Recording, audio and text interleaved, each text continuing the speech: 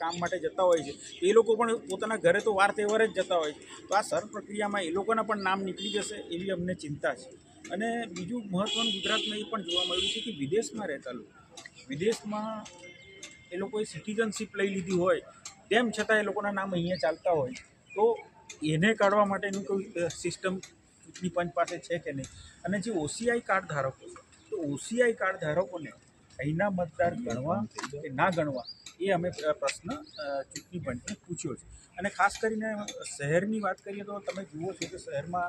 ઘણી બધી જગ્યાએ જૂની સોસાયટી હોય કે જૂનું 3 માળનું બિલ્ડિંગ હોય એની જગ્યાએ કોમર્શિયલ બની જાય, તો ત્યાં જે વસવાટ કરતા હોય એ બીજે સ્થળાંતર કરી ગયા હોય કે ઘણી જગ્યાએ સરકાર દ્વારા ડિમોલિશન કરવામાં આવે ને એ લોકોને અન્ય જગ્યાએ આવાસ ફાળવવામાં આવે, તો એવા EWC આવાસમાં જે લોકો ગયા છે તો એના નામ ત્યાં પણ રજીસ્ટર છે અને જ્યાં જૂનર રહેતા હતા ત્યાં પણ રજીસ્ટર છે, તો એ લોકોના તો એક જ વિધાનસભામાં કે એક જ શહેરમાં પણ 2 જગ્યાએ નામ બોલે છે। તો આ જે SIR પ્રક્રિયામાં આવા ડુપ્લિકેટ મતદારો જો શોધી કાઢે હોય 25,000 જેટલા મત તો દરેક વિધાનસભામાં ઘટી શકે છે, એટલે એના માટે પણ અમે ચૂંટણી પંચને વિનંતી કરી છે।